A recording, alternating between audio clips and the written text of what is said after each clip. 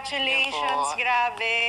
Salamat po. Sobrang honored namin. So much po. Bisita ka sa Nice amin. meeting you po. Hi. Saglit. Nagkabulungan. Ano nga, aminin ba to or nakakahiya na to? Ano ba to? Ano po? Yan. 10 days pa lang po, nag-I love you po siya. Ayun sa akin. Uy. Ayun din po, yung start namin puro Magulo po yung start namin. Hindi yung happy moments. Yung sobrang hirap din po nung naging experience po namin. Kasi siya po yung sumama sa akin the whole time before Paris pa po. Okay, so ganito na lang ang gagawin natin para maging kahit papaano magkaroon ng kaunting linaw. Kasi we are hearing one side of the story, Yes. but you are not sharing your side of the story. Bakit?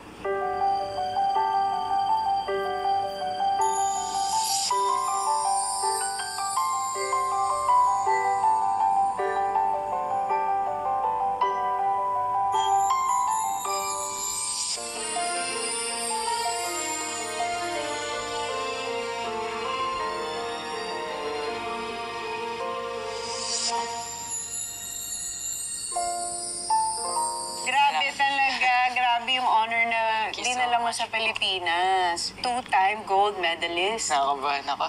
sa Olympics. Grabe. Oh my gosh! May dala akong Paris Olympics. Pasayin natin kay Carlo. Sure po. No worries po. Yes!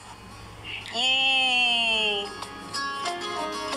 Oh my gosh! Thank you. Salamat. Okay. Maraming salamat.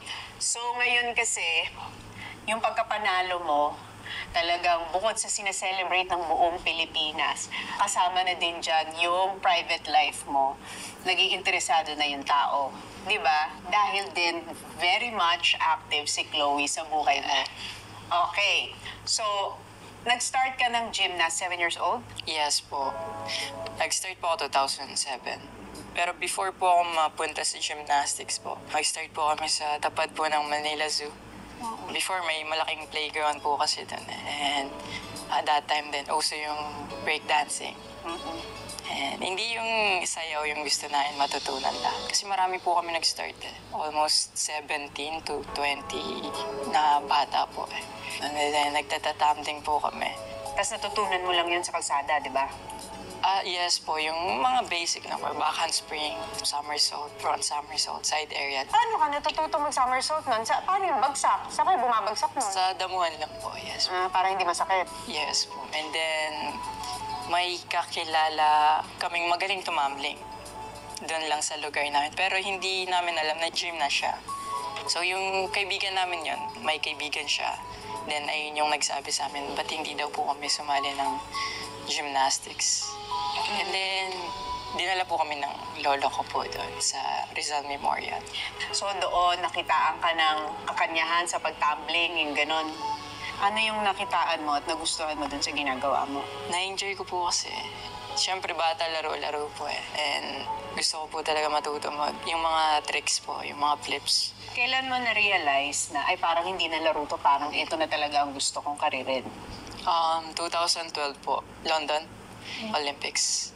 And then, nanonood po yung mga coaches ng Olympics sa YouTube po, sa cellphone at that time. And then, parang nakisali po ako. Sinilip ko kung ano yung pinapanood po nila. Nakita ko po yung performance ni Kohei Uchimura, Japanese gymnast po. Sobrang hirap ng skills, pero sobrang ganda ng execution kasi madalang yan sa gymnast po.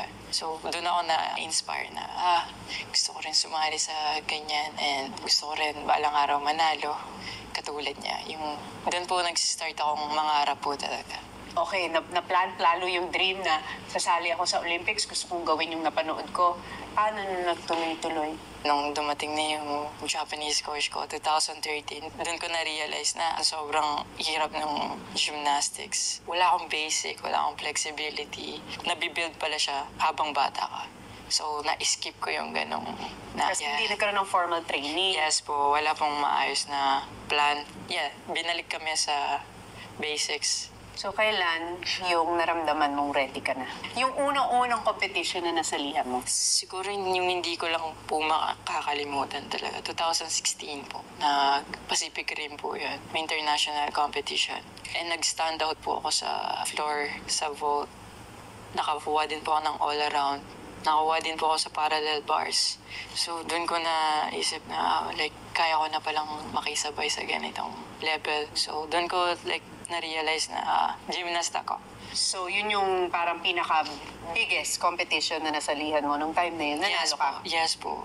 And then after nun, After nun, ang hirap mag-switch up sa senior level kasi 18 yung senior level. So, in 2 years time, kailangan kong mag-upgrade from 7 skills to 10 skills. And ang dami kong kailangan habulin po talaga that time. 2016 din po at the same time, pumunta po ako sa Japan for training. Doon na po nag-start din talaga yung another level po of difficulty na sa buhay ko. Na masasabi ko isa sa mga nakapagpatatag po din sa akin. bakit ka tumatag doon? Kasi, Hindi ako lang po mag-isa dun eh. Like, malayo sa lahat. Hindi ako marunong mag-English. Hindi rin ako marunong ng language nila. Hindi ko alam yung culture nila. Ilang taon ka lang nun? 16 po. bata ka So, pa. Sino kasama mo nun? Coach ko lang po. Stay po ako sa parents nila at that time po. So, sobrang swerte lang din po. Kasi World Cups series, tuloy-tuloy siya na competition. And palagi ako may dalang medal. Really? Yeah, kaya sobrang swerte ng year na yun sa akin. Okay. Nung time na yun, ang focus mo lang talaga is gymnast, yun lang talaga, Olympics, tapos nakarating ka na ng SEA Games. Yes, puro ayun lang din. Yeah, puro gym. Di ba sabi mo nga, you said something na hindi Ano? ka na... Ano ang Yeah, sinabi? You said that one. something. Ano ang sinabi? Okay. Anong sinabi? Kasi, before pa naman na like may nakakausap din po akong iba. Pero syempre... Meron na siya mga ka-text, no? Yeah. Oh, yeah. Yes. And then, parang around January, kasi like, umasa po kasi ako and then parang, Sa isang girl dati. yeah, and Na broken hearted. yes po, sabi ko na lang sa sarili ko na, focus muna ako sa Olympics kasi malapit na. And kung sino yung next na dadating, mas ibibigay ko kung ano yung kaya kong ibigay na pagmamahal ko again. Aba, so iyan pala ang journey ng puso ni Carlo. Habang nagko-compete for the Olympics at inaabot ang pangarap na broken-hearted sa isang babae. Yeah. Yes. Kasi nga ang focus mo nun talaga is manalo sa Olympics and to really make it. And siguro Yung that time, ultimate di goal. rin po siguro yun yung time ko para mag-ganon din. Para sa next, mas pahalagaan ko kung sino yung ibibigay sa akin ni Lord. Okay. So, 2020, dumating. Anong nangyari? Kasi ang balita ko, nag-message siya. Yes po, medyo parang nakikita ko na po siya sa feed ko 2019 nung nag-compete po siya sa SEA Games. Kasi po at that time, nag-visit po kami ng family ko from Australia. Nag-trending siya ng 2019 po kasi 2019 Philippines SEA Games po. So then, since nasa Philippines po ako, yung feed ko, Philippines. Saan feed? Twitter po at that time. Ay, Yeah. X na ngayon, pero at that time it was still Twitter. Twitter. Lumalabas Yeah. siya sa feed. Opo, so then parang, okay, it's cute, ganan. Tapos po parang hindi na po siya nagpo-post, parang 4 months later. Okay. Ang focus natin is for the Olympics, pero bakit na Yes. nakapasok si Chloe? Paano Yeah, ba ang entrada ni Chloe sa buhay mo noong 2020? Yeah. Ayun na, may mga ebidensya. Lumabas Yes. na ang ebidensya. April. Okay, I'm a so, fan. Nag-start as a fan. So, nung April po, like, nag-check po ako, and then nakita ko siya, and then in-stalk ko na po siya. Parang familiar yung mukha niya nung nakita ko yung profile niya. Kasi nga content creator ka na nun, di ba? Yeah, yes. Okay. So, sabi niya doon you followed back. Finalo mo na siya. Yes po, nag-follow. O, ba't ka nag-follow sa kanya? Interested po. Yes. Pakitaan na ng interes. Okay, ito na. Ano ang nagpa-interest sa'yo sa page po, niya? kasi that time din, di naman din po ako naghanap. Tapos biglang dumating po eh. Naks. Parang ganun Biglang yung... dumating. Yes po yung feel. Okay, so, nakrushan mo na siya nung tinitignan mo yung ini-stock mo siya. Mas naggustuhan ko siya nung nag-uusap na po kami. Paano nag-start yung as in, usap sa phone, ganon? Or text mo? No, text po Chat, muna. yeah. Yan ang modern type of love. Opo, Mag-start sa DM, okay? Kasi COVID po eh. Yeah. So, hindi. COVID. Opo, Hindi tayo- yeah. So Hindi this po is a COVID kind of love. yes. So, Doon nagsimula, online talaga pandemic. po. Pandemic. Umusbong. So bakit nagtuloy-tuloy ang communication? Ano yung interesting na napansin nyo sa conversation nyo? Ako hindi ako interesting. Ikaw interesting. Siya po, nai-interest po talaga siya magsalita po. Kasi hindi po siya masyadong vocal po. Super quiet lang niya po talaga. Shy lang po siya talaga. So then, ako po yung super nag-keep up ng kasi wala po siya, gusto niyang magsalita, pero wala po siyang masabi po. Kasi nga hindi pa kayo nag-meet personally, Opo, di so ba? then parang And- hindi din po kami makapagpakiramdaman po. Oo. Yes, Siyempre, so- nagkakapaan kasi hindi pa nakikita personally. Tapos, Opo. hindi mo rin alam kung iba yung sa text, iba yung sa boses, iba yung in person. Opo, and hindi din po agad kami nag-transition sa voice call. Yeah. Puro Message. message po, so hindi ko po narinig yung boses niya, walang tono, yung the way mag-chat po siya, kasi di ba text po. So, Mahirap paano po yung conversation in the beginning? parang tropa po, ganun. Kasi hindi ko din po ini-expect at that time na mag-boyfriend po ako. Kasi nasa Australia po ako so then hindi Ganun naman... nag-start, LDR, Yes, Australia and yes. Philippines. Japan. Nasa Tokyo Japan. po. Ah, Japan! Obo. yes. Super LDR. Super. Okay. So, kailan nyo na naramdaman na from being tropa to moving to something else na? Siya po. Yeah. Ikaw And daw. Opo, siya po. Ano daw ang nangyari, Carlos? Yeah. So, nga. Saglit. Nagkabulungan. Ano nga ang meaning ba to? Or nakakahiya na to? Ano ba to? Ano po? Yeah. 10 days pa lang po, nag-I love you po siya. Ayun sa akin. Uy. Nagka-I love you-han na. Ayun na, nagkatulakan na. Guys. Napaamin kasi, Sorry, napaamin. guys. Hindi, ano yung, ba't ka nagpa-I love you? Parang pinilig ka na talaga. Yes po. Nag-uusap na ba kayo nito sa phone? Hindi pa po. Ano I love you mo na yung text pa lang. Na-love ka na. Talagang tinamaan ka na talaga Believe doon. in faith. Kahit di Oh, mo wait. nakikita. Nung nag-I love you ka na din. Hindi po. Ano lang ang sagot mo doon? Thank you. Like, I wala. just scrolled Yes. past po. Scroll pa. So, Opo. ano lang, scene lang ang... Ako, parang yung conversation po, binalik ko na lang sa kung ano po yung pinag-uusapan Yeah. namin po. So, hindi ko po... Ba't ka naman napa-I love you bigla? Ano ba pinag-usapan yun nun? Hindi yan random po. Opo, parang yung Super random joke niya po sinabi. Parang, hey, love you. Ganun. Pero totoo. Pero, nung nag-I love you siya, kinilig ka na. yes. So, Ay, ikaw rin, please. Of course. Oo, siyempre, nag-I love you ka na. Hindi ko pa makikilig. Ay, I love you na. Oh! So, ano to? Nag-usap na sa phone? Hindi pa din, no? Medyo Matagal. mga siguro 1 week. 1 week naman. 1 week pa. Matagal na yon, 1 week. Sa panahon ngayon, ang tagal na ng 1 week. Mga kababayan, ha? Tapos nag-usap sa phone. Yeah. Yeah, yes. And So, another challenge po yun sa akin. Kasi, iba din po pala pagkausap mo. Po. Kasi hindi rin po ako masalita eh.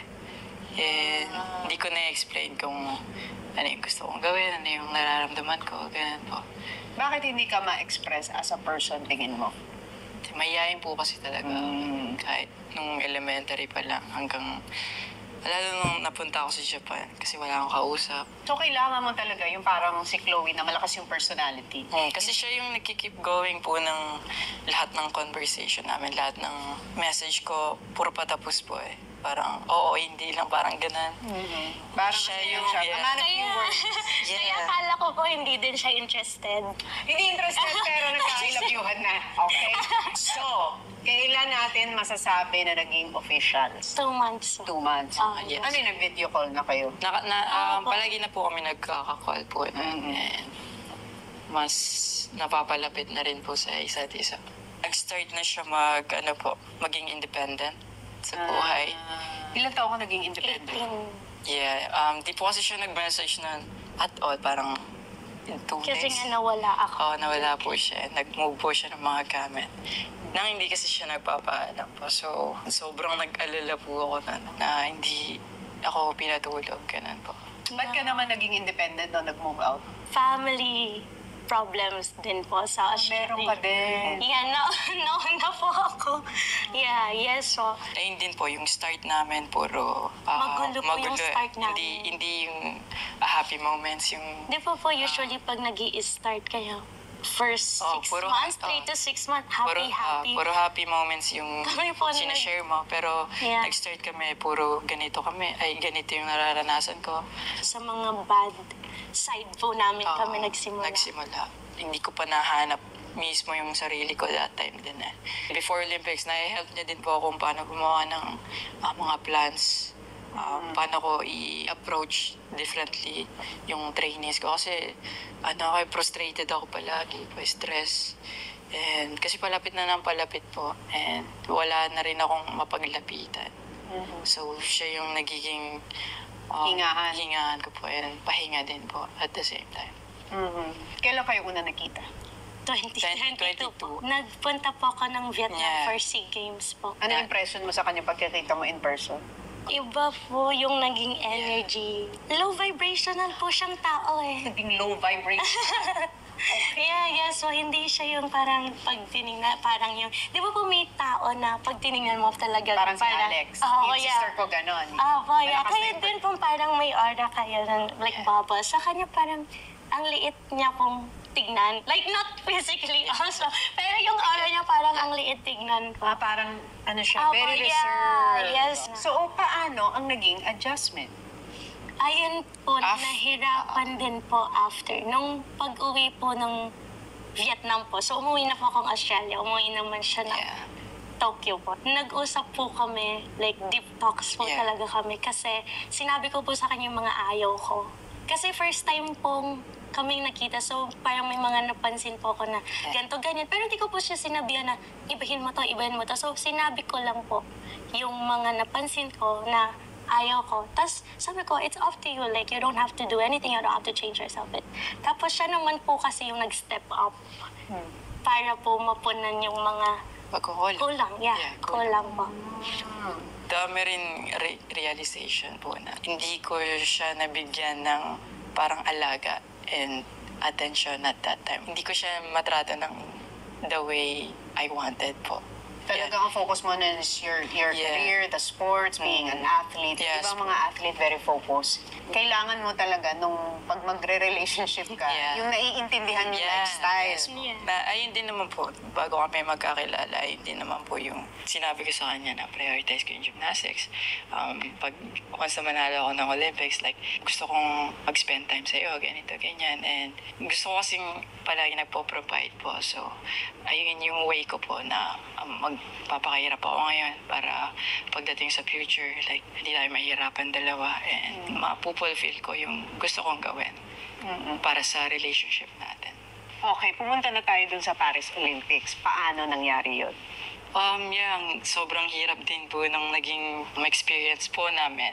Kasi siya po yung sumama sa akin the whole time before Paris pa po eh.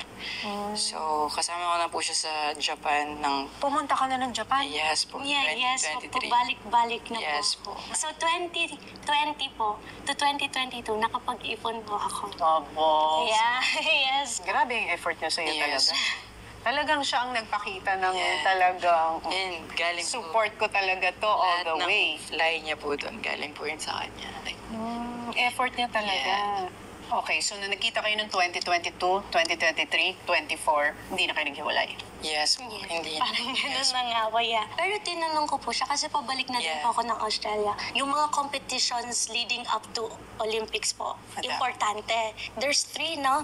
Tapos may mga training camp pa po na nakalatag. So tinanong ko po siya, do you want me to stay dito sa Pilipinas? Is that gonna help you? Or mas okay ba na you focus like everything, lahat ng energy mo, lahat ng mo. Sabi ko, yes po, di ko kakayanin lahat kung ako lang mag-isa. Like, kailangan kita sa process. Kailangan kita. Kasi, really, Hindi po, totoo. Oo, kailangan Pero kita. ilang beses ko po talaga siya Tinanong. tinatanong. Kasi po, syempre, dream niya po eh. So then, if kailangan niya ng space para... Magsasacrifice siya.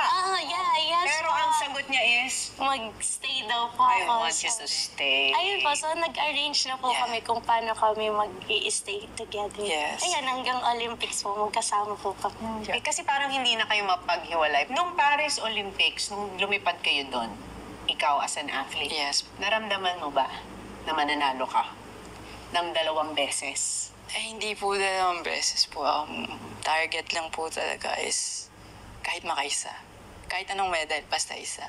Hindi gold pa ang tinatarget mo, no? Gusto naming maka-gold po, pero kahit ano yan, like, i-celebrate, ma-appreciate natin yan. Pero, grabe si Lord po, no?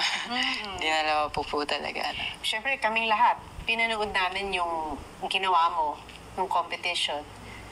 Yung parang nakakanginig na moment, yung hindi pa lumalabas yung score mo. Yeah, yes. Diba? Sabi ko, uy, ano kayang score binigay sa kanya? Tapos biglang yung binigay, oh my gosh, gold! Diba? Ikaw nung naghihintay ng score, naramdaman mo ba? Na, shocks, ang galing ng ginawa ko. Parang gold. Hindi din po. Hindi nga. Actually, kahit naghihintay ako naramdaman kung mo? anong score ko. Kasi feeling ko medyo madumi yung galaw ko at that time eh. Feeling mo may mas magaling ka pang mabibigay Yes yung time po, na yun? yes po. Oh, so nung nakita mo yung score, Wala na, puro emotion po talaga. Like, napasigaw na ako. ikaw, ano reaction mo nung nakita mo yung score? Ayun din po, kasi medyo, ano po Malayo din ka. na malayo Ah, diba? po. Sabi ko na, Nanginginig ka wala ba na, nga? nanginig Iyak ka na na. po ako, umiyak na niya. Yeah, kasi- Kasi nakita ko po talaga lahat eh. Oo, yung paghihirap, Opo. di ba? Hinanap mo ba kaagad siya? Hindi Sa ko po crowd? siya makita eh. Palagi ako Malaki tumitingin sa crowd po. Hinahanap ko siya palagi. Oo. Kaso, Kaya siya hinanap niya. sobrang layo niya po pala. Oo. Mas maliit na masyado. As a crying, supportive girlfriend naman siya din sa pictures. Yes. Oo. Alam mo kung anong crying moment para sa mga Pilipino? Yung umaangat yung Diba? bandera ng Pilipinas, tapos on That's top sweet. of other flags. Yung parang, wow, naiangat mo ng ganung kataas, tapos Pilipino ka, parang yung pagkapanalo mo, pagkapanalo ng bansa. Ano ang feeling nung tinitingnan mo, yung umaangat yung bandera, tapos may suot kang gold medal? Wala, like, nagbabacktrack talaga sa akin lahat po eh. Na past experience ko na sobra akong nahirapan, sobra akong pinaba ng mundo at the same time. Grateful na na-experience ko yung mga ganang bagay. And hindi ko makukuha yung gold talaga kung hindi ko yung na-experience. Puro si Lord yung naisip ko dati, man. Thank you, Lord. Grabe. Nung nanalo ka, you were celebrated, but at the same time, ang daming controversy. Paano mo na-handle yun? Sa mga nagko-congratulate sa akin, talagang nagpapasalamat po talaga ako. Grateful ako na sineselebrate nila yung pagkapanalo ko. Sa mga Nanghuhusga. nanghusga, kilala ko naman po kasi yung sarili ko. Alam ko kung ano yung ginawa ko. Malinis yung konsensya ko. Hindi naman nila ako kilala, hindi naman nila nakita kung paano ako nag-training. So lahat po talaga, like, hindi ako natatamaan, hindi tumutusok at all. Kasi, Nagmamatter pa po ba yun kung alam mo sa sarili mong wala kang ginawa? And alam yun ni Lord, kahit gaano pa ako kagaling na tao sa gymnastics, kahit gaano pa ako naghirap sa mga preparation ko, kung di ako mabuting tao, hindi ako ibe-bless ni Lord ng ganun eh. baka ma-misinterpret nila yun. Na sinabi nila hindi na yun magmamatter. Ang sasabihin kasi nila, pero family matters. Family is important. Ang i-clear ko is, ano yung hindi na nagmamatter? I mean, yung mga sinasabi ng tao, mga naririnig nila, yung, syempre, yung family ko, kung ano din po yung pinapalabas nila, which is, hindi naman po talaga totoo. Okay, so ganito na lang ang gagawin natin para maging kahit papaano magkaroon ng kaunting linaw. Kasi we are hearing one side of the story, Yes. but you are not sharing your side of the story. Bakit? Personal din po kasi masyado, like, hindi na din po para malaman ng buong sambayanan kung ano yung nangyari. Like, basta ako, alam ko po sa sarili ko, sa puso ko, na napatawad ko sila. And inamin ko sa sarili ko na nagkamali ako, kinarma na ako. Kasi mali nga naman na sagutin mo sila ng ganun. Na, syempre, emotional ka na po eh. gusto mo ipaglaban yung sarili mo and yung relationship nyo. Alam ko kung ano yung mali ko, tinanggap ko yun, pinagdasal ko yung kay Lord, kumingi ako ng tawad, magpo-focus na ako sa sarili ko ngayon and sa relationship namin ni Chloe, and nag-move on kami, nag-focus sa Olympics. And yung blessing na binigay ni Lord ngayon, like, sobrang hindi mo ma-explain yung ganong kalaking achievement and blessing na binigay niya. At the same time, binigyan niya ako ng mga tao talaga na totoong magmamahal sa akin, totoong susuportahan ako, na kahit matalo manalo, nandyan sila. Kasama ko sila umiyak. Actually, nung hindi ako nanalo sa World Championships, pero kasama ko rin silang umiyak nung nanalo ako. Ayun yung para sa akin, gift din ni Lord. Hindi lang yung pagkapanalo ko, pero yung mga taong pinalibot niya sa akin, kaya kong mahalin po. Yung pinagdaanan nyo as a couple, yung national issue, it can either make you or break you as a couple. Opo, yeah, Pero parang totoo yung sa po. inyo, parang it made you stronger. Yeah, yes po. Sobra po. Ikaw, Chloe, nasasaktan ka for Carlos. Siyempre, nasasaktan po ako kasi it happened to me na. So, I know how it feels like na your own blood is like parang putting you down, na hindi naniniwala sa'yo, ganyan-ganyan na, yeah, family first. Pero family first should be the first ones also na sinusuportahan ka, pinoprotektahan ka. So why is it the opposite? Sila yung nangunang mag-down sa'yo, sila yung una na hindi naniwala sa'yo. So why is that? So parang sa akin po, doesn't make sense or hindi po nagtutugma yung family first dapat. So family first should be the first ones to love you and support you unconditionally. Parang ang naging personality ni Carlos, palaban ka when it comes to sports and as an athlete. Pero parang in real life, siya ang mas palaban talaga for you. Yes po. Kasi parang ikaw mahihain ka talaga, tahimik ka. Pero sa gymnast, doon ang all out ka talaga. Yeah, ayun din lang po kasi yung alam kong way before. And ayun yung nakalakihan ko. Para may express mo yung ano. Yeah, doon ko na-express lahat ng emotions, feelings. Kung ano naisip ko, doon lahat sa gymnastics po napupunta. So, doon po yung strength ko din po siguro. Tsaka grabe yung bata mo pa, 24 years old. You still have your whole life ahead of you as an athlete. And Yes. we will all cheer for you na mas marami ka pang mauwing honor para sa ating bansa. Para sa inyong dalawa, ano ang nabibigay ng relationship na ito sa inyo? Peace po and yung motivation na gawin yung mga gusto kong gawin sa buhay ko po. And syempre, like, in the future, kung magkapamilya na po kami, like, kasi gusto ko magkaroon ng baby po. Gusto ko maging tatay po. Ready ka na at 24? In the future naman po. Like, Baka by 25. yes. Baka this year. So masasabi mo, she is the one. Yes po. And Talagang mas sikat yun. She is the one. kasama siya, mas napalapit din ako kay Lord. Mas nakilala ko rin yung sarili ko outside gymnastics. And willing pang matuto sa buhay. And maka-experience ng mga may hirap and magagandang bagay sa buhay. Ikaw naman, Chloe. Nagbigay po talaga siya sa akin ng security na even after lahat ng pinagdaanan ko po, he still sees me as Chloe na buo. Parang kasi at that time po talagang nakautak na sa akin or nakaano na sa akin na walang magmamahal sa akin kasi like parang in-imprint po sa akin na ganito ka lang, ganyan ka lang. So na dumating siya, nagbigay po talaga siya ng security sa buong pagkatao ko po. Nakamahal-mahal ka kasi baka Oo. misinterpret nila yung security. Sabi nila, secure na talaga kasi grabe yung nakanalunan ni Carlos. Di ba? I'm sure Yeah. sinasabi yan ng mga tao Sure sa'yo. po yan, yeah. Di ba? Sure na sure po. Yan ang sasabihin nila na security na sinasabi, di ba? Yeah, yes. Paano mo hinahandle yun pag inuhusgahan yung mga words na sinasabi mo? Alam ko din naman po kasi yung sarili ko and alam ko din po yung mga ginastos ko or yung ginagastos ko na galing sa akin.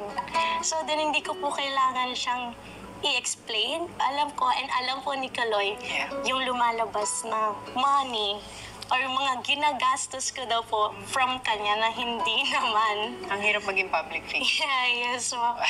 Gusto mo lang naman maging athlete, gusto mo naman maging gymnast. Parang talagang nakalkal na yung buhay namin dito. Di ba talagang wala na talagang privacy. Lahat, pati yung pagsasama, pati pera, pati pamilya, talagang all out na. So I guess part yan siguro ng challenge sa Yes, buhay, no? it is. Pero magpapatatag naman yan Yeah. sa bawat Yeah. isa sa inyo. Yeah, So, grateful naman po kami kasi other people would see it na etong issue siguro maghihiwalay yan kasi issue ko syempre magagalit ako or magagalit siya sa akin. Pero sa amin po kasi we're positive outlook po sa buhay po. So itong issue po na to or controversies po, ano pa po siya sa amin like blessing na papatatagin pa tayo nito. It's not something to be negative about. Yeah. If you look at that way po. Kung pinatatag para sa kanya, sa'yo naman, ano ang nangyari after all of this? Mas naging grateful na nandito siya sa tabi ko. Mas naramdaman ko yung love kahit walang-wala kami before. Nagstay siya kasi bihira po yung ganun din eh. And sa akin, sobrang blessed po talaga kay Lord. And masasabi kong regalo siya sa akin ni Lord po. Nami-misconduct po siya na disrespectful. Kahit nag-explain lang naman po ako ng side ko. Nagkaroon ba ng ganong effort na privately ayusin? So for the past 2 years po, madaming beses po nag-reach out. They think that I am so tough po and so hard. Ganyan. But really, when I'm with my people po in Caloy, I'm so soft. I cry at like the smallest things po. Like I would really give anything and everything sa people po ng mga mahal ko. Really fight for yourself po. Kasi even family or even the ones you love, kung hindi ka na nila nakokontrol or hindi ka na nila nakukuha na ng gusto nila from you, they're not gonna be there for you po.